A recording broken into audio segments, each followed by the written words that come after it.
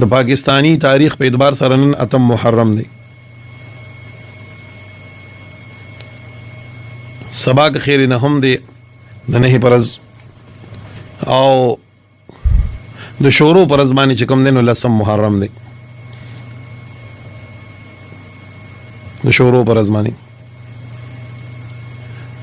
د دې متعلق څه احکام دي، څه مسله ده.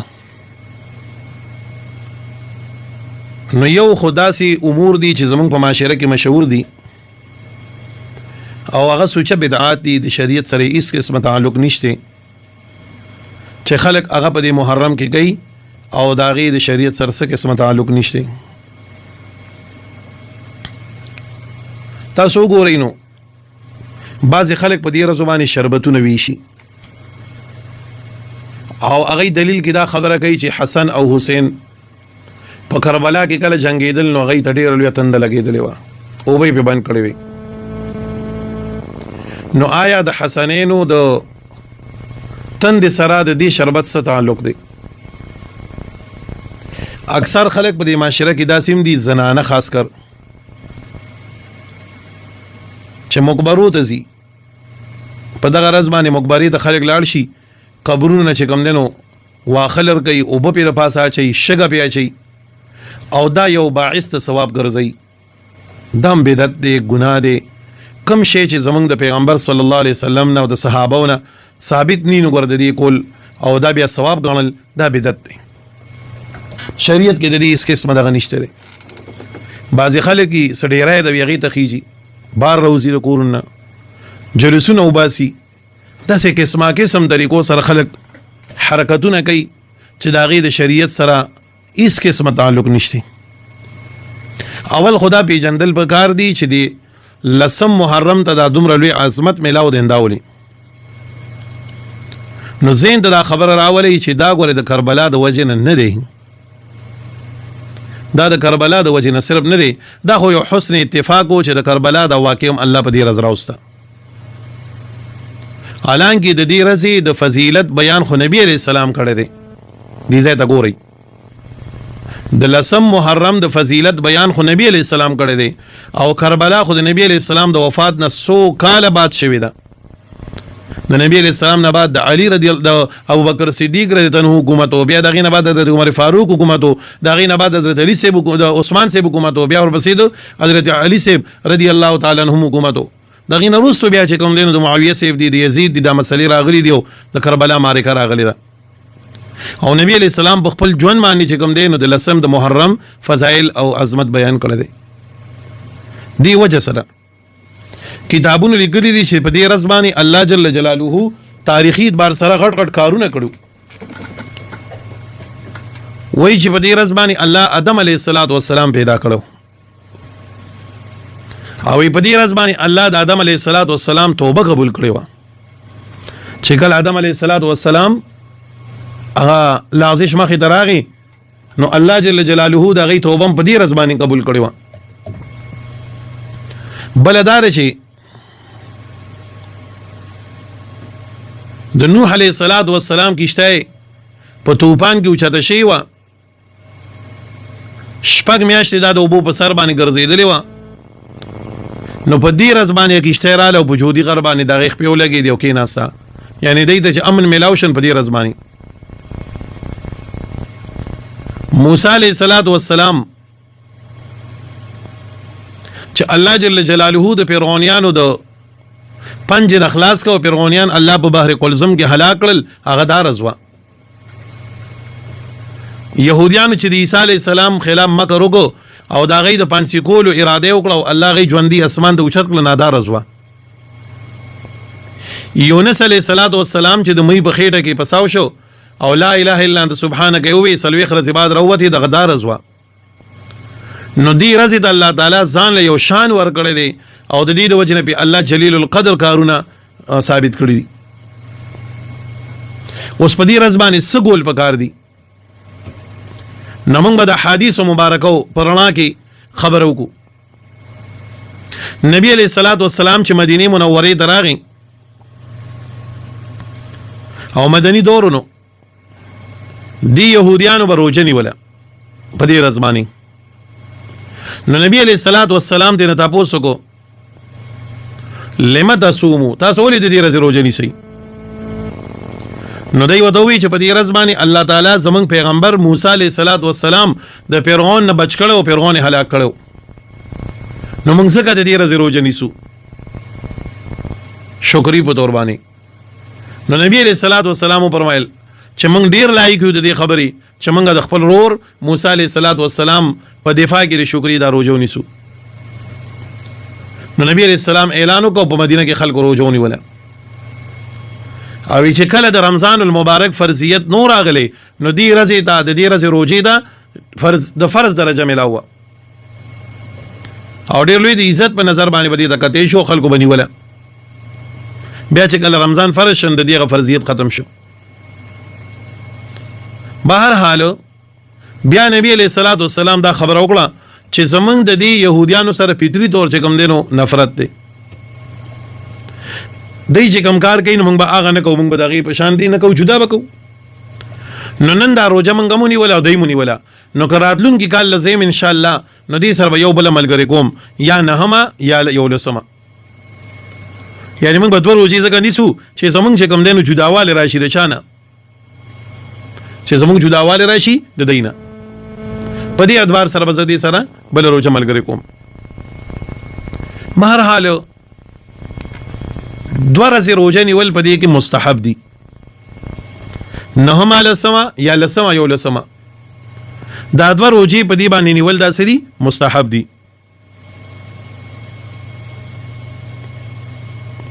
کبه الفرض یو بنده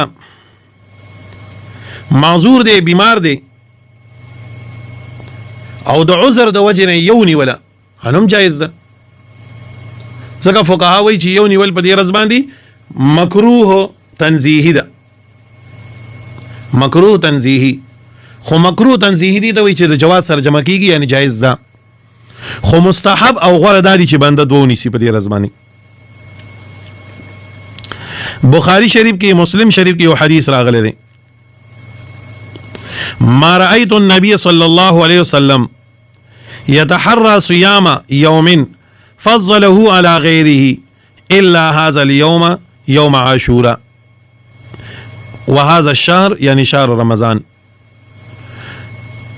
فرمایي چې ما نور دل نبی علیہ الصلوۃ والسلام چې هغه به یو فضیلت والا ورځ اهتمام د روزې کو سیوا د ورځې د عاشورینا د عاشورا وي او دارنګ په میاشتو کې د میاشتې د رمضان نه. ابو قتاده رضی الله تعالی عنہ فرمایي ان رسول الله صلی الله علیه وسلم سئل عن صوم یوم عاشوراء. د نبی علیہ الصلوۃ والسلام نه چاته پوښتنه کو ویجی د عاشوري پر ځبانه چې بنده د روزونی ویند دي څه فضیلت دی؟ فقال نبی علیہ الصلوۃ والسلام دو فرمایل یکفر السنه الماضیه الله تعالی په دې سره به معاف کړي د سابقه د یو کال ګناهونه. سره لوی خبره ده. دا سه په نورو حدیثونو کې دا مضمون غنو حدیثونو کې راغلي دي، غنو احادیث مبارکاو کې دا حدیث دا مضمون راغلي دي چې په دې رزمانه روزي نیولو فضیلت شته دي. خو ما وی پاول کې چې ګینه دا د دې د وجنه چې په دې رزمانه د کربلا جنگ شو نه نبی علیہ الصلوۃ والسلام په جون خلا کربلا نه وشوي، کربلا خو رسول راغلی دا. نبی علیہ السلام د دې ورځې د روزي اهمیت چې بیان کړو ناغه د شانتی ماته او حدیث وی د غیر وجنه نو یو عمل زمونږه اساسو لپاره په دې کې دا شي چې مونږ به ان شاء الله په دې باندې روزه نیسو. اوس دوه روزي باندې ول پکاري ناغه دوه کله دي نو سبا د نه پرز او د شورو پرز و د شورو د زیارتون کې وسړیونی وینو خیر دی. خدا زړی زور دی شورو د نه شورو لزکه ورګوما چې یو خبره ته پکې اشاره ده. زمونږ لسمه چې کوم دا نو دا راځي د شورو پر ځمانی او د عربو په حساب سره دا غي لسمه سبا ده د نه پر ځمانی ده. هي زمونږ نامیا شي ورځ مخکې شورو ده. انو په دې اعتبار سره چې ځا سبا او بل زونی ولې شي نو په دواړو قول باندې عمل لاشي، په دواړو قول باندې عمل لاشي. نو کوشش وکړئ زما محترمو چې د کوم حضراتو د روزي نیولو اراده ده نو سبا او بل ان شاء الله روزه ونیوي. روزه ونیوي مستحب ده او نبی علیہ الصلوۃ والسلام په خپل نیولې ده او بیا فرمایلی مو چې کال لیم نو دوه بنیسم نو دا دوه ورځې روزه ونیسي سبا او بل ورځ او که څوک داسې بیماری معذوري او ډیر او تګرانی چې دوه ورځې نیول ګران دي نو هغه یوم نیول شي د شورو پر ازمانی یوم نیول شي دویم عمل د دې ورځې چې احادیث مبارکه او ثابت دي په غاڼو حدیثونو کې دا مضمون ناغله دي چې د عاشورې پر ورځ باندې نبی علیہ السلام فرمایي میسره رضی الله تعالی عنہ دا حدیث را نقل کړي نبی علیہ السلام فرمایل من اوصى على عياله يوم عاشورا چا چې د عاشورې پر ورځ باندې بخپل اهل او عیال باندې فراخي وکړه په درستخان کې یعنی په دغه ورځ باندې لګلاس کولا وخوځو د عام روټین نه چې کوم دینو لک سیوا کټوي په خې کړی د عام روټین نه سیوا تو عامونه راړل خپل کور ته وسع الله یا اوسع الله علیه کل سنه ټول کال به الله تعالی په دې سړی باندې چې کوم دینو سو کی فراخي راولي د رزق اگر چې په دې حدیثو کې مقال شته د محدثینو د ضعف کول پیښوي دي چې د حدیثو ضعیف دي لیکن دومره په غاڼو روایتو سره دی راغلي دي چې د یو بل تایید کوي دغه مضمون سفیان ثوری رحمه الله فرمایي چې موږ په دې تجربه مو په وکړي او الحمدلله هر کال په موږ باندې الله پر اخر اوستله نو دوه عملونه ما تاسو بیان کړل د نه یعنی سبا خیری منګل او بل ورځ د بود شورو پر ځبانه روزنی ول او د شورو پر ځبانه په خپل اولاد باندې په خپل اهل او عیال باندې فراحي د رزق کول درستخان پراخه کول دا چې کوم دی نو دا حدیثونه ثابت دي دا دوه عملونه د دې رزشته باقی پاتې شو دا خبره باقی چې په دغه ورځ باندې شربت زکه وی شو چې حسنین د دنیا نه تګی تللی دي هیڅ قسمه د دې نظیر نشته هیڅ قسمه د دې لپاره صدقه نشته دلیل نشته یا مقبرو تدلل په قبرونو باندې وبا چول چونی ول ورکول واختنه لرکول شګه بیا چول دا ټول من غلطی دي د دې هیڅ قسمه چې کوم دینو په اسلامي تاریخ کې څه نظیر نه ملاويږي او اسلام سره تعلق نشته نو د دې نه ځانو ساتي ما ته یو 50 میسجونه خلکو کړي پرونه بل رضنه چیرې چې په دغه ورځ باندې خلک د مقبرو تزین څنګه دي په دې ورځ باندې تل پکار دی او کني دي پکار هلکه د دې ورځ د مقبري سره شوي مله مقبري سره دې څه تعلق دی ها یو پکې وی زمون کلی کې خلک راوځي او ډیرای د غي ته ټول لاخیږي د سوره غلط کار دی دې شوي مله دې سره د دې نه ځانو ساتي دا مکوي بس ما دوی چې دې ورځ د شریعت په حدودو کې دنه د حدیث مبارکاو په اصول باندې کم دوه عملونه دي ما تاسو بیان کړل هغه کوي او د نور فضیلاتو نه ځانو ساتي څوک په دې ورځو کې چا پوس کړی دی چې جې تورې جامې چي دا سره لپاره یو تاسو په کې چا دام کړو چې جې زمونږ زنانه وي چې په دې ورځو کې به خادي نه کوو سلا دې کې چا ویلي دي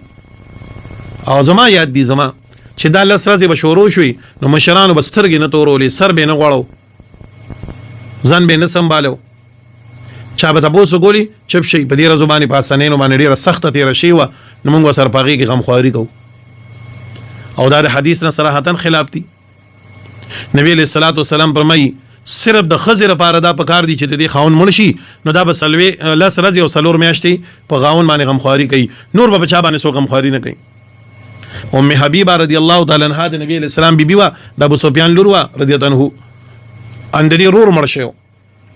نو چې رور مړون په سلورم ورځ باندې دی سترګې تورې کړې ځان سنبال کو نو بیا وی نن زما رور مړ دی نن سلورم ورځ دا نو مال دا نو پکار او نه مېړه دا غواړي زما له دړمن دی زما رور مړ دی خو نن مې صرف دا د دې لپاره وکړل چې امت ته وخیم چې خولي پیغمبر فرمایلیو چې خزه به د 3 ورځو نه سیوا غم په بل چا باندې نه کوي سیوا د دین چې خزه خاون مړو نه خزه به خپل خاون باندې 3 سالور میاشتې او 10 ورځې غم خواري کوي نو نن په دې صدای کې 15 صدای کې 1400 سره پاسه کالونه وشو او یو خزه سر نه غواړي یو خزه سترګې نه توري ها ولي چې په دې ورځ باندې حسنین چې کوم دین غي ته تکلیف رسیدلو نو بیا د حسنینو د غم نه لوی غم خود نبی علیہ السلام وفاتو بوېږي حسنین ته چې عزت ملاو دي د دې وجه ملاو دي چې دا د نبی علیہ السلام بچی دي دغه خاندان دي دغه ان شاء الله په دې وسه تاسو پوره تحقیق کوم چې را حسنین سوګو د فاطمه بیبي اولادو د نبی علیہ السلام سره سره محبت او د دې د دین لپاره کمی قربانای وي په دې به ان شاء الله پورا یو ورځ دغه وامه اوس حسنین ته چې د عزت ملاو دی مقام ملاو دی دا خو ډیره وجه چې د نبی علیہ السلام بچیو کنه دغه یو نوسیو نبی علیہ السلام په غم باندې ډیر خفګان پکار دی نو دا ټول من غلطی دي که څوک چې په دې ورځو کې خادمه کوي او په دې ورځو کې خان دی ما په دې ورځو کې به زنانه سر نه غواړي سر به نه منګزي سترګې به نه توري دا ټول فضولیات دي او ما دا وسوي چې د کربلا واقع روس راغلی و نبی علیہ الصلوۃ والسلام خو خپل ژوند باندې د دې ورځې فضیلت بیان کړو دا خو حسن اتفاق چې الله تعالی د حضرت حسین رضی الله عنه هغه شهادت دی رضی الله چې هغه یو مقدس رز ول الله ورکوله ګندارس په اسلام کې د مخینه محترم او مقدس را روانه و خبره باندې پوه شوي لکه زه ستاسو د پوهې دپاره وم دا 14 اګست د 1947 نه چې کوم دی نو زمونږ د پاکستانیانو دپاره یو د جشن ورځ ده چې په دې ورځ باندې الله زمونږ ملک آزاد کړو نو دا خو د مخکې نه روان دی اوس په دې ورځ باندې یو سړی یو نوی عمل وکړي یو کار وکړي نو څوک به دا نه وایي چې د 14 اګست دا خبره عزت ځکه میلاو شي چې دا د عمل وکړو نه دا ځان دا خبره نه ده بلکې دا خبره د مخکې نه را روانه وه خو دې ورځ باندې ورسره حسن اتفاق وشي د عمل ملګری شو نو الله جل جلاله د حضرت حسین رضی الله عنه د شهادت دپاره د دې ورځې انتخاب وکړه په دې بنیاد باندې چې دا ورځ د الله په دغه کې علم کې مقدس وه محترمه وه بهر حال د شریعت په رڼا کې چې کوم 2 عمل وه ما تاسو ته بیان کړل الله دې موږ تاسو ټولو ته په دې باندې د عمل کولو توفیق راکړي واخر دعوانا الحمد لله